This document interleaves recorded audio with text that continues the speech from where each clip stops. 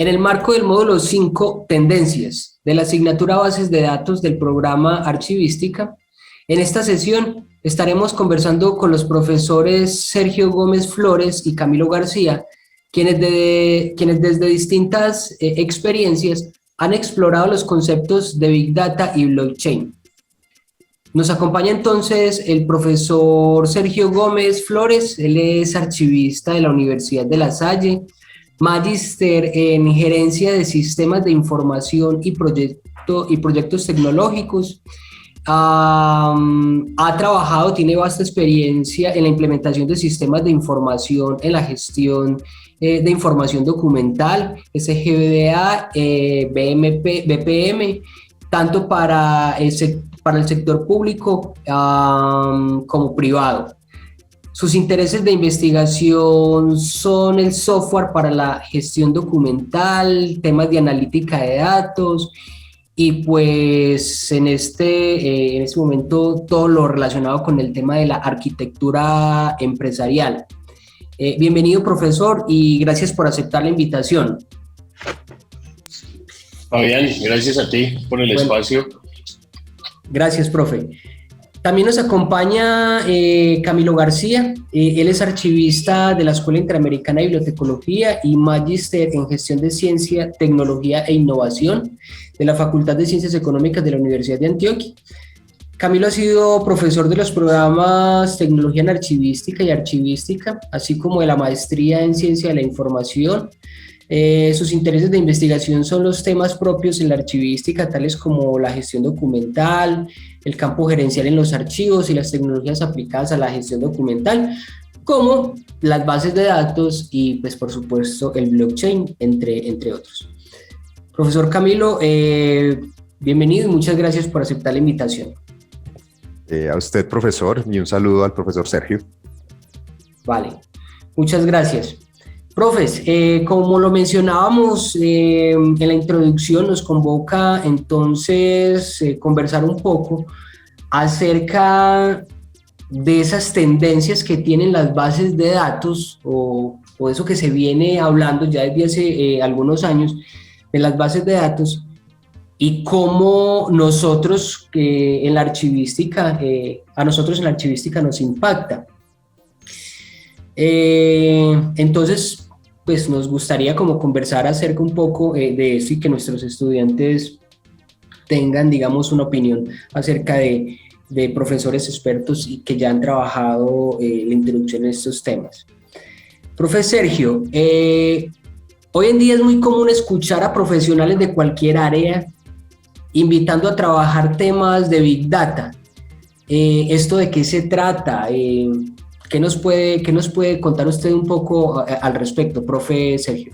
El Big Data, como yo lo entiendo, es básicamente la centralización de grandes volúmenes de datos. Y esos datos, pues, básicamente pueden ser datos estructurados y datos no estructurados.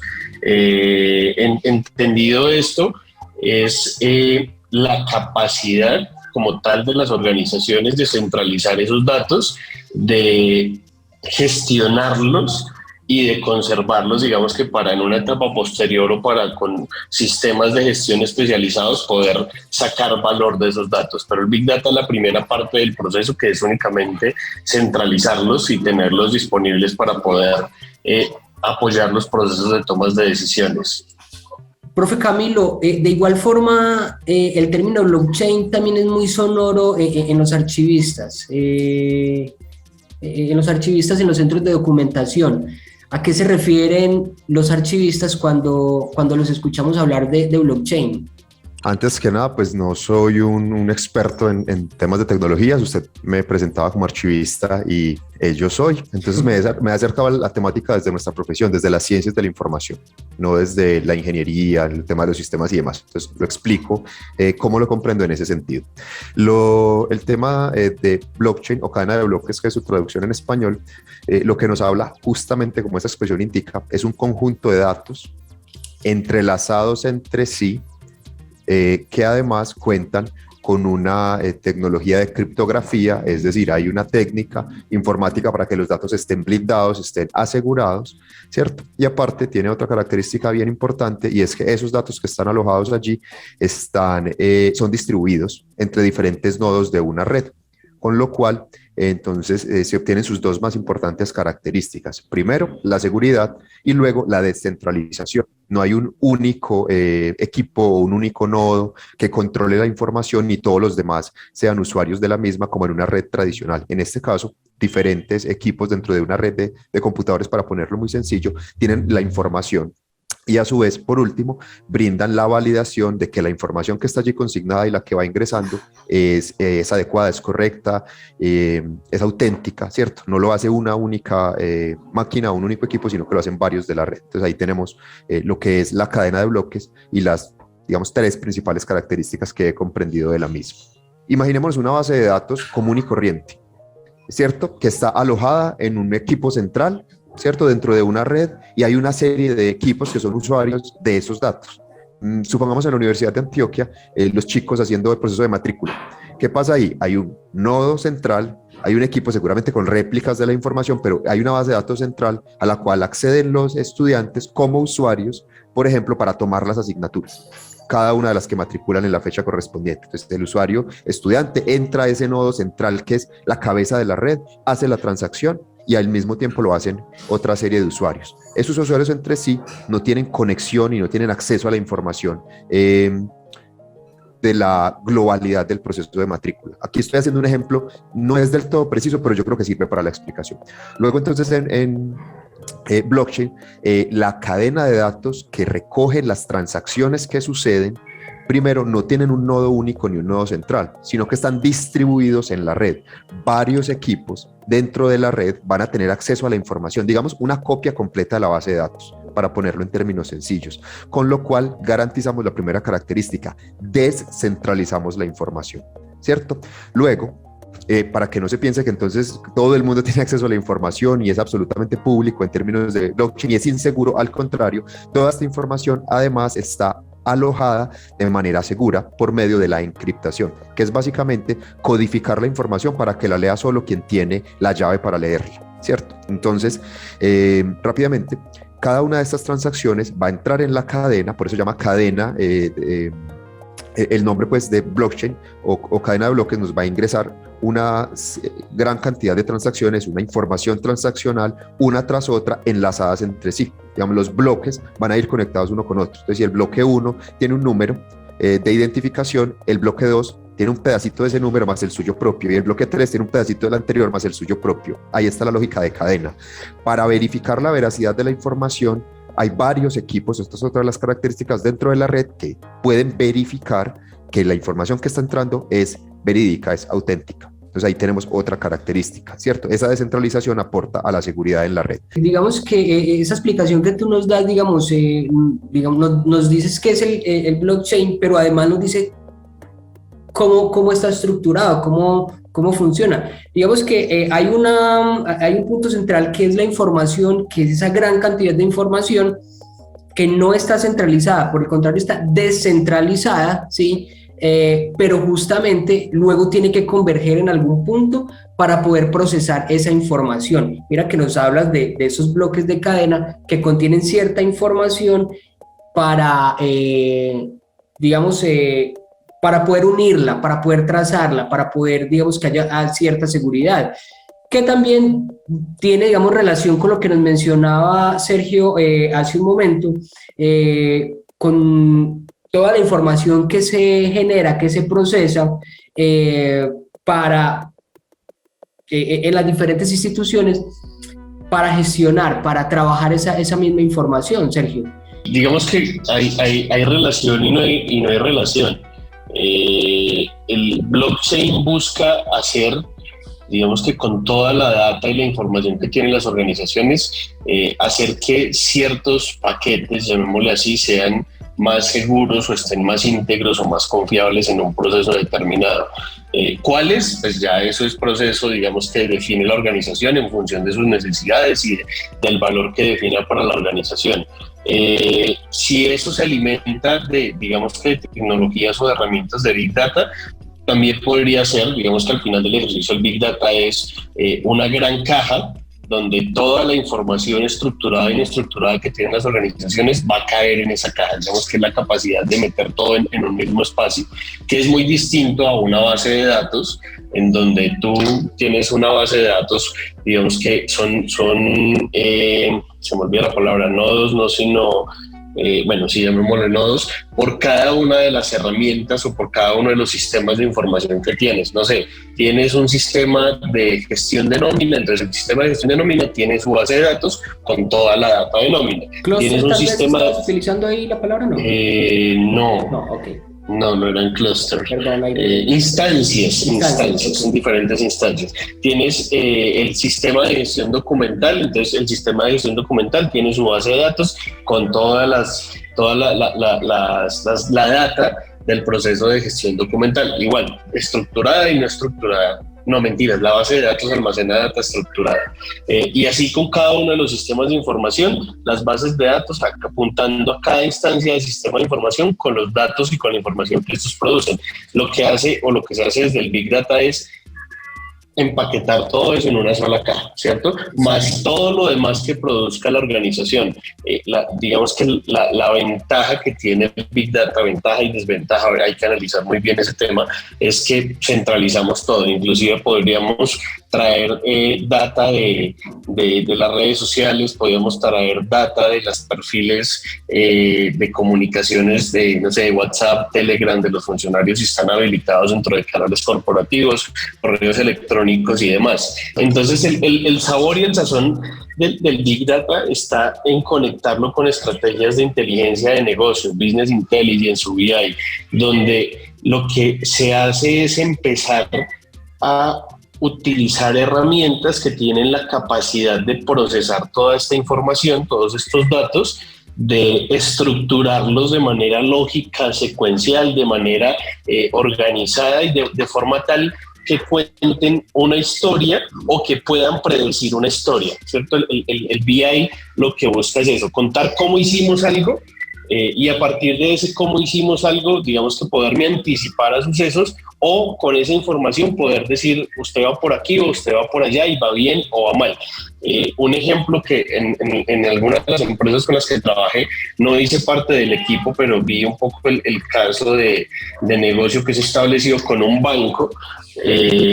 Diseñaron justamente un data lake, que es tomar toda esa información del Big Data y centralizarla en un único espacio repositorio y utilizar herramientas de analítica de datos que traían toda la información de todos los usuarios del sistema bancario, y si iba Sergio Gómez mañana al banco con su cédula y le solicitaba un crédito, ellos en 2 minutos con ese sistema te decían de acuerdo a tu historial de transacciones, de acuerdo al salario, de acuerdo al perfil, de acuerdo a un montón de variables, básicamente le decían al analista comercial Sergio Gómez, en 2 meses pueden cumplir la cuota que le corresponde, entonces no es un perfil apropiado para darle un crédito, ¿cierto? Y así digamos que con todas las solicitudes de crédito que pudieran haber, a partir de ese análisis histórico definen un posible escenario de futuro. Y ahí es donde realmente cobra valor el Big Data y cobra valor, pues digamos que todo este escenario de manejo de datos e información. Si me lo preguntas en términos archivísticos, si tenemos nosotros que ver o no ahí, mi respuesta rotunda y contundente es sí. Estamos hablando en cualquiera de los 2 casos de datos que se transforman en información e información que de una u otra manera voy a consolidar en documentos, en este caso y mayoritariamente electrónicos, y pues digamos que los llamados a gestionar ese tipo de documentos y ese tipo de información, pues somos básicamente y esencial los archivistas. Que tengamos la competencia en este momento es discusión, digamos, que hay que dar. Pienso que hace falta muchísima formación en esa línea, y no solo formación técnica, digamos que más allá de entender la parte técnica de cómo funciona una base de datos, de cómo funciona una arquitectura de un sistema de información, de cómo funciona un sistema de BI, hay que entender la lógica y la secuencia los procesos que estas actividades conllevan para después sí poder entender la tecnología y la técnica que está detrás de ella. Creo que ahí hay una deuda muy, muy, muy grande, tanto a nivel de las escuelas, ¿cierto? Como a nivel de nosotros como profesionales que nos hemos quedado con lo tradicional, incluyendo lo tradicional, me incluyo a mí con mis documentos electrónicos de los que tanto me gusta hablar, pero pues de ahí hacia allá el camino es bastante amplio, entonces creo que es una deuda de parte y parte. Sí, yo creo que Sergio, nos estás abriendo un camino a donde queremos llevar esta conversación, que es la perspectiva de nuestros archivistas. Pero antes de llegar allá, porque me parece muy, muy interesante esa parte, seguramente Camilo también comparte con nosotros esta perspectiva, es, digamos, que apuntar un poco a lo que mencionabas hace un momento, digamos que mientras que el blockchain trata de repartir su data, es decir, tiene unos datos que trata de repartirlos, el Big Data lo que nos estás contando es que hay cierta información que está regada por todas partes y la toma para poder hacer esos procesos como en el ejemplo que nos dabas, en el tema del banco, que además, entre otras cosas, esa respuesta te la da con una alta precisión. Es decir, en 2 meses esta persona no nos va a pagar y no nos paga, ¿cierto?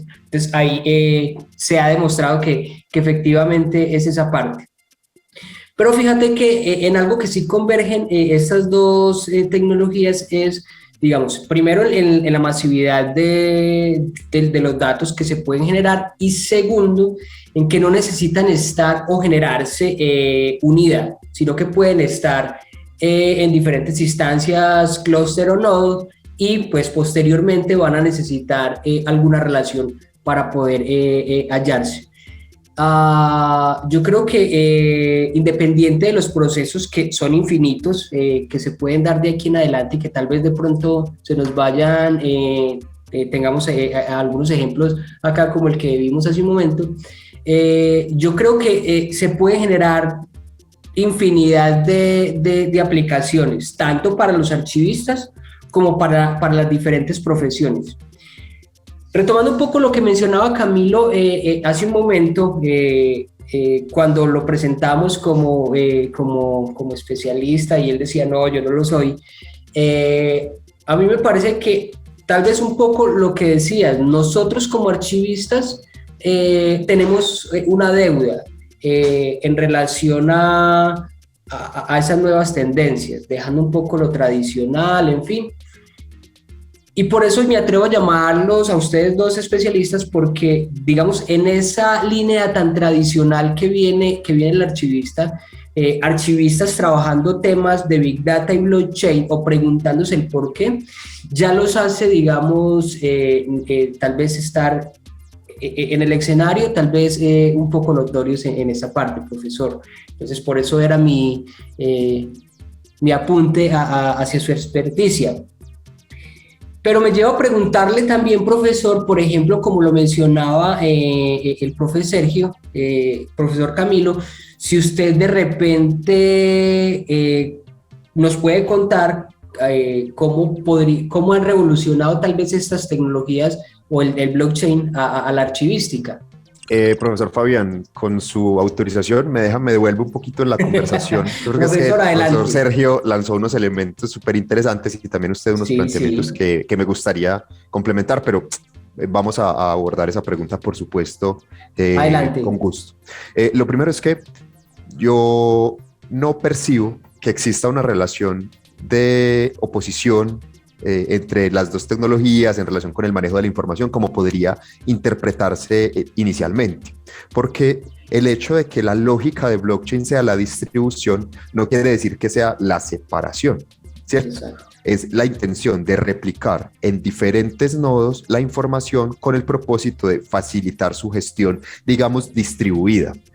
¿Cuál es la lógica también? Y aquí podríamos irnos un poquito a la historia de blockchain y no es la intención, pero ¿para qué se creó? Para descentralizar, para eliminar la figura de un nodo central que controla la información. Y el ejemplo del banco justamente como nace el asunto, la principal aplicación de blockchain desde su nacimiento, yo creo que la más grande hasta ahora aún, son las criptomonedas. Tenemos varios ejemplos de ellas, pues no hace falta enunciarlas, con la intención de, digamos, revolucionar la economía, revolucionar el papel de los bancos como puntos centrales para la transacción económica. Básicamente por ahí nace el asunto. Entonces es como con la filosofía de que no se necesita de un banco para poder hacer una transacción económica entre dos sujetos. Pensemos que hoy tradicionalmente sí lo requerimos. Si yo quiero comprarle a usted algo, profesor Fabián, y obviamente estamos hablando de un monto significativo, yo lo voy a hacer a través de un banco porque es un tercero de confianza. Si él a mí me dice que usted ya me transfirió el dinero o le dice a usted que yo ya le transferí el dinero, usted me entrega el bien, porque confía en que el dinero está ahí por ese tercero de confianza. Lo que pretende blockchain es que eso no suceda, es que usted y yo podamos hacer la transacción a través de este tipo de tecnologías, que intercambiemos, por ejemplo, la criptomoneda y ahí no hay un banco. ¿Quién es el tercero de confianza? Todo ese conjunto de nodos que está validando la información. Eso por el tema de las criptomonedas, que es una carreta larga que no vale la pena aquí irnos por allá. Pero entonces por ahí esa primera noción. Luego esto también es aplicable a cualquier tipo de transacción, a cualquier tipo de información electrónica que se produzca, y es donde el tema de la gestión documental tiene digamos, mucha cabida, o el blockchain tiene mucha cabida en términos de la gestión documental, para ser más precisos. Pero con lo que quería puntualizar hace un momento es que esa relación de dicotomía entre el blockchain y el Big Data no debería quedarnos consignada, porque entiendo el Big Data, y aquí Sergio me corregirá, más como una forma de explotar, de aprovechar una gran cantidad de información con la que cuentan las organizaciones, no importa dónde esté. Entonces, por eso se hace referencia a las diferentes instancias. Puede estar en un software, en el otro, en este servidor, en este otro. Lo que hacemos es, venga, yo la capturo y venga, yo la exploto, porque ahí está el tema del BI, porque si no, pues, ¿para qué simplemente tener grandes cúmulos de información? Listo. Mientras que en otro sentido, no en esa misma línea, no de unir o separar, aquí es más un asunto de explotar. Blockchain de lo que se ocupa es de la forma de administrar esa información, y en una primera capa de administrarla o de alojarla de manera segura. Es esa la noción. El uno asegura la información, el otro la explota, pero no hay ninguna relación de oposición entre sí. Para cerrar esta parte de la intervención, de hecho, en el ejemplo que hacía Sergio, cuando él estaba diciendo, es que yo puedo tener en una instancia la información de nómina, por otro lado la información de gestión documental, por otro lado la información de mis clientes, esa información que va a ser pues, luego explotada a través del Big Data, perfectamente podría estar alojada a través de una tecnología como blockchain o con una base de datos tradicional. Ese no es el lío. Entonces hay una perfecta posible combinación de las tecnologías. No hay una relación de oposición o no entre sí. Pueden estar desconectadas o no. De hecho, hay experiencias académicas que consulté en donde se aprovecha la tecnología blockchain para hacer explotación de los datos a través de Big Data. Bien, eso era lo que quería apuntar sobre un ratico. Ahora sí, profesor, ¿revolucionar o no nuestro campo?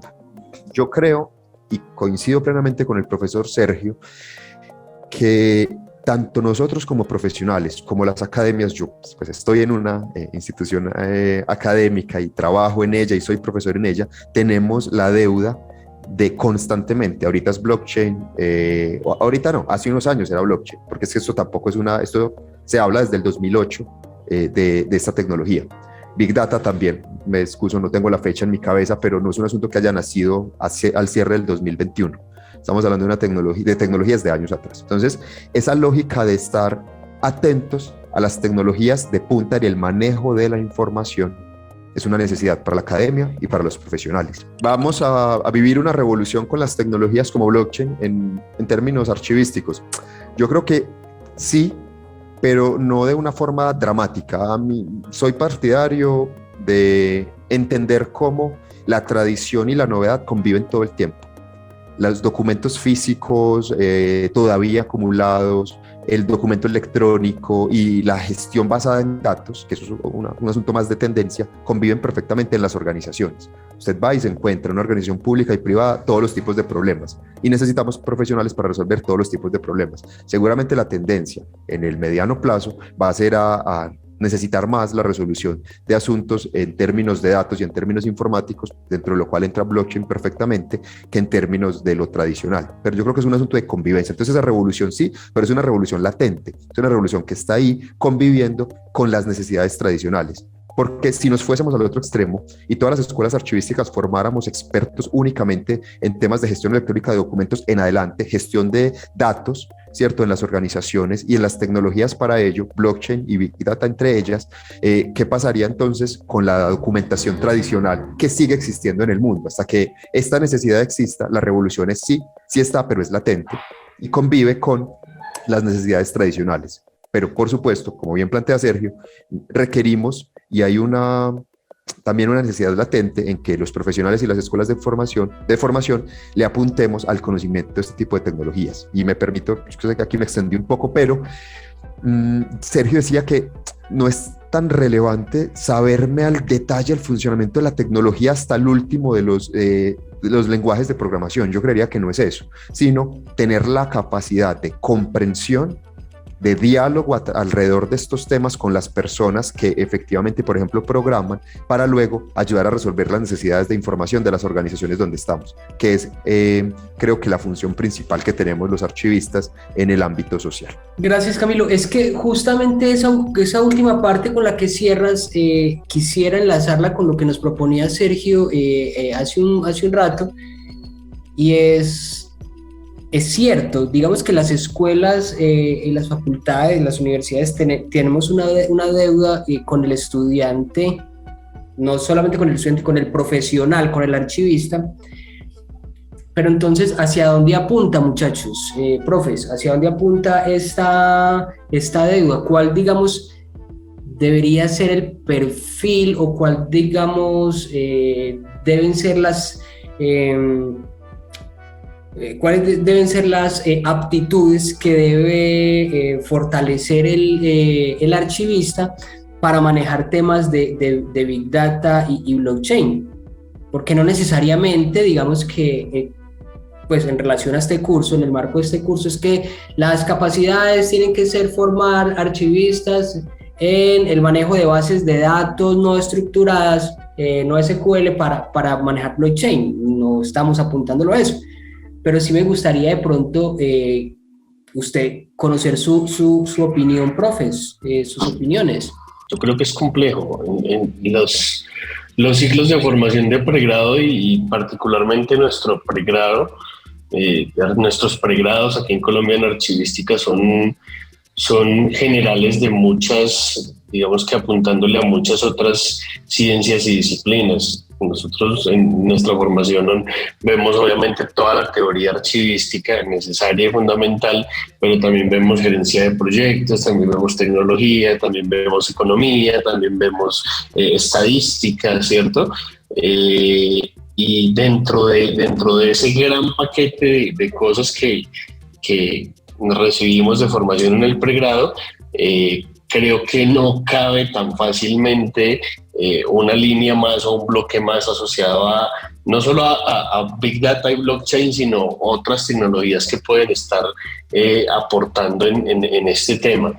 Creo que es más, y traigo a colación una de las conversaciones que hemos tenido con Carlos Alberto Zapata, en la cual coincidimos que nosotros debemos especializarnos. Es el mejor camino. Entonces debería existir una oferta de programas de posgrado especializados pues justamente en este tipo de tendencias tecnológicas, en Big Data, en blockchain, en inteligencia artificial, en machine learning, en Internet de las cosas, que de cierta manera todas terminan siendo transversales, o en todas somos transversales nosotros como profesionales de la información, y podría, digamos, que existir ese grado de especialidad para poder, digamos, que tener una oferta de profesionales con habilidades y capacidades en esas líneas. Ahora, lo complejo ahí, me parece a mí, es que cualquiera de estas nuevas tecnologías tiene un componente técnico muy fuerte. Entonces habría que pensar muy estratégicamente si la oferta de estos cursos de formación de posgrado debe ser una oferta técnica o debe ser una oferta más de corte estratégico, ¿cierto? De enseñarle al profesional cuál es la visión estratégica y el uso de cada una de estas herramientas y cómo desde la formación archivística, en este caso, se puede aportar o apoyar al desarrollo eficiente y eficaz de estas dentro de las organizaciones. Creo que puede ser más por ahí, inclusive me acuerdo en ese momento de un curso que hace muchos años una especialización miraba con mucho deseo en una universidad que se llamaba Economía para no economistas. Entonces yo pensaría algo similar, no sé, bases de datos para no expertos en bases de datos. Arquitectura de sistemas de información para no arquitectos en sistemas de información, que sea una vista un poco más generalista y estratégica. Me parece a mí que por ahí podría ser, pero pues es un tema, digamos, que debe analizarse con mucha lupa.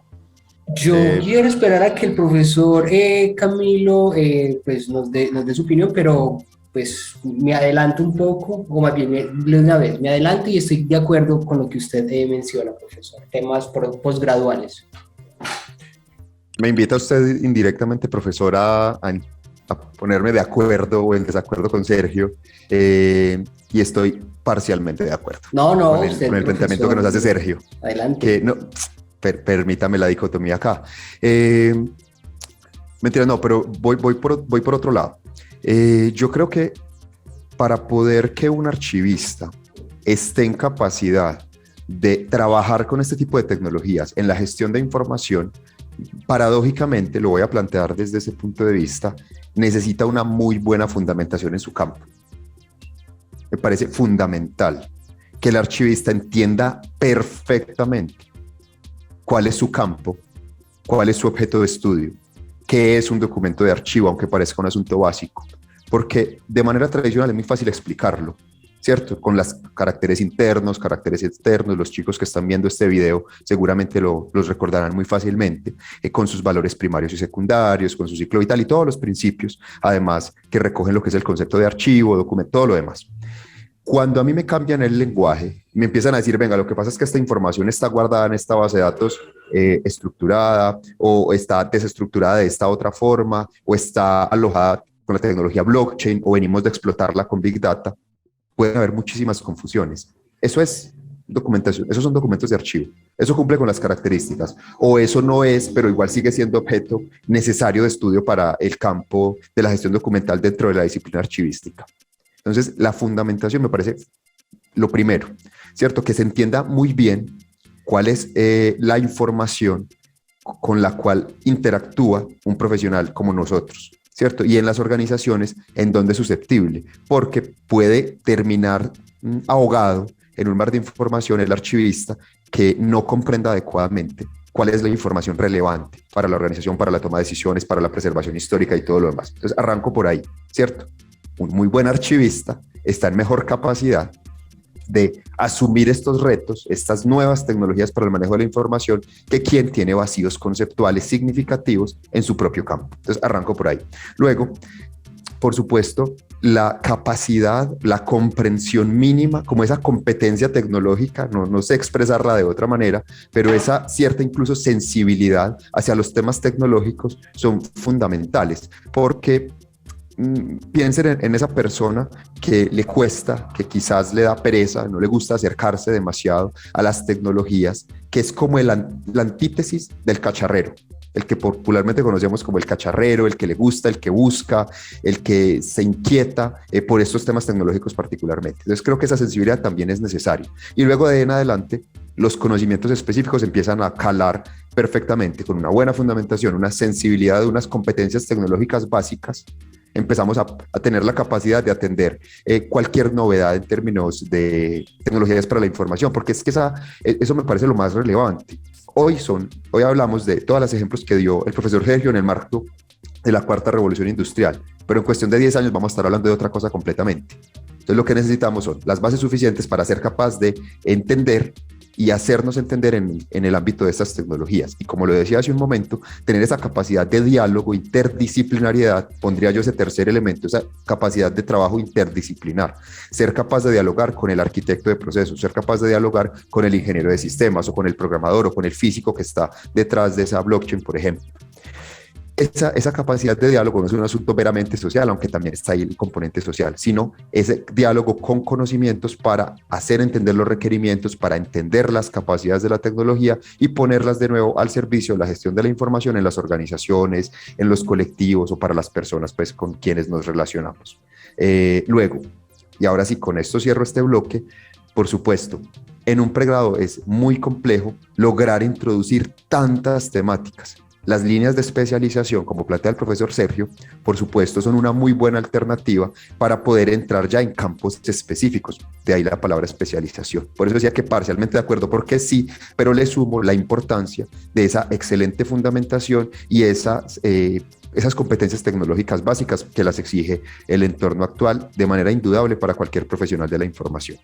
Se me ocurre cerrar con la siguiente pregunta, profes, y es de pronto darle un poquito más de cuerda a esta última parte. Entonces creemos que, pues yo también estoy de acuerdo con usted, profesor, es decir, la fundamentación es completamente importante para la formación del profesional de la información y poder especializarse en estos temas. Pues estamos de acuerdo en que es necesario tener los conceptos claros de la profesión para poder llegar a estos temas más especializados, más finitos. Pero además de ser finitos y especializados, también es latente que el profesional en la información, el archivista, cada vez se enfrenta más a organizaciones o más bien interactúa con organizaciones y profesionales que trabajamos o que trabajan estos temas de vanguardia como lo son hoy el tema del Big Data y el blockchain. Entonces me gustaría como preguntarles, hay a personas que les gusta, pues que son más apasionados por estos temas, otros por el contrario son más reticentes, son más alejados a los mismos. ¿Ustedes creen que aquel archivista que no le apunte a estos temas está condenado a una desactualización? ¿O por el contrario un archivista puede convivir de manera tradicional como con estos temas tendencia? ¿Ustedes qué piensan? Profesor, yo creo que una respuesta muy tentadora en el contexto en el que estamos en esta conversación con el profesor Sergio, que además lo reconozco como un experto en los temas de tecnología, en la gestión documental. Con esa etiqueta siempre lo he tenido y no lo digo pues porque esté aquí presente. Sería muy tentador decir, sí, claro, si no se está en este campo, se está desactualizado. Pero yo creería que eso sería desconocer el amplísimo abanico de posibilidades que ofrece una profesión en el ámbito del manejo de la información, como es la archivística. Creería que sería una visión reduccionista y como de culto, que suele pasar, y el blockchain, por ejemplo, está lleno de personas de culto que creen que definitivamente va a revolucionar a la sociedad completa, y en esas estamos desde el 2008. Y no sé si los aquí presentes ya han tenido todos un volcamiento a las tecnologías de criptomoneda y se han alejado de los bancos, por ejemplo. Entonces ahí hay un asunto bastante pues, discutible con esos temas de culto hacia las tecnologías de punta, porque además son cambiantes en el tiempo.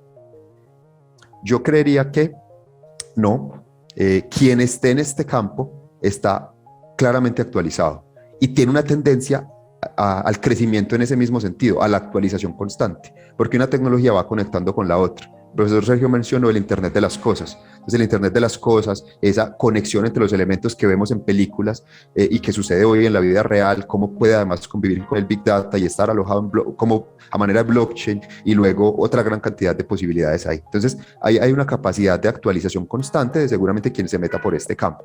Pero quien no tenga esta sensibilidad y, por ejemplo, le interesen los temas de derechos humanos y no esté tan cercano al tema tecnológico, tiene muchísimo campo donde desempeñarse. Y nuestra universidad, por ejemplo, la de Antioquia, tiene estos diferentes campos de trabajo, tiene sus diferentes líneas de investigación, todas ellas socialmente pertinentes. Entonces, pese a lo tentador que puede ser pensar, además para alguien que como yo le encantan las tecnologías, este tema me apasiona un montón y es lo que más me mueve en términos de gestión documental, no puedo pensar y ser tan miope a plantear que si no se está en este campo se está tendiendo, por ejemplo, a la desaparición o que no hay otros campos de acción. Yo creo que eso es errado. Definitivamente tenemos muchísimos espectros en los cuales desempeñarnos y además que no son opuestos entre sí. Para cerrar, porque tenemos la capacidad o la posibilidad de tener información patrimonial en una blockchain en este momento. Perfectamente podemos tener un documento histórico ¿cierto? Que hay que preservar y que las personas que se ocupan o que les interesa muchísimo más qué va a pasar con la memoria del mundo, con la memoria de nuestra sociedad, esa memoria hoy también se está alojando a través de tecnologías. Entonces eso, no hay un asunto necesariamente dicotómico. Pueden convivir este tipo de ejercicios. En la Universidad de Antioquia tenemos ejemplos en donde pensamos, por ejemplo, en las víctimas del conflicto armado, al mismo tiempo que pensamos en el procesamiento del lenguaje natural a través de tecnologías, y eso puede ser almacenado en bases de datos centralizadas o a través de blockchain, o luego ser esa información explotada con Big Data, en fin. Entonces ahí hay una posibilidad de convergencia enorme.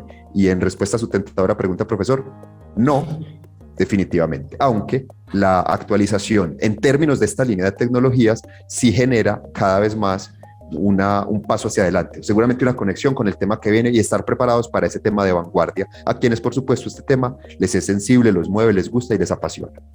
Gracias, profesor. Sí, yo me uno completamente a la posición de Camilo.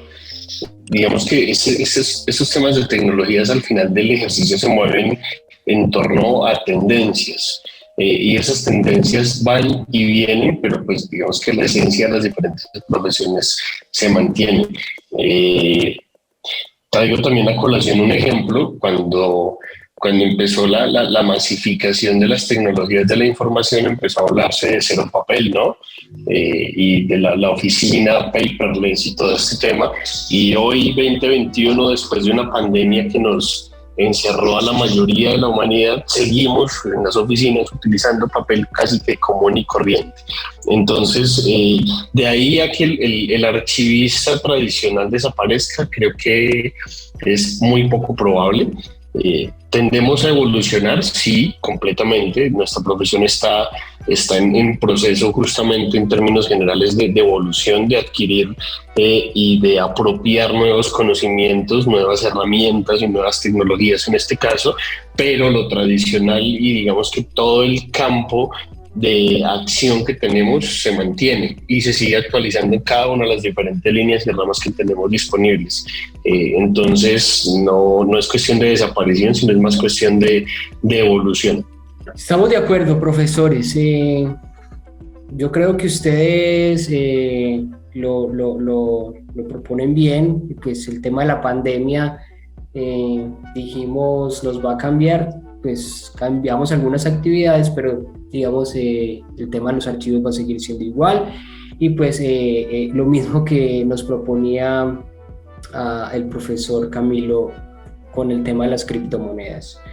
También estoy de acuerdo con ustedes, profes, en que pues digamos estar actualizado en estos temas de tendencia, digamos que, bueno, para quien no se actualice en estos temas, no va a desaparecer como profesión, pero digamos que sí considero que pues puede abrir mayores posibilidades u otras posibilidades a desarrollar su profesión. Entonces, pues creo que coincidimos ahí. Profesores, yo creo que, pues como les dije hace un momento, nos podríamos quedar rato hablando de estos temas que veo que nos apasionan a nosotros acá. Seguramente algún estudiante también querrá profundizar más en el tema, para eso estarán los documentos de referencia.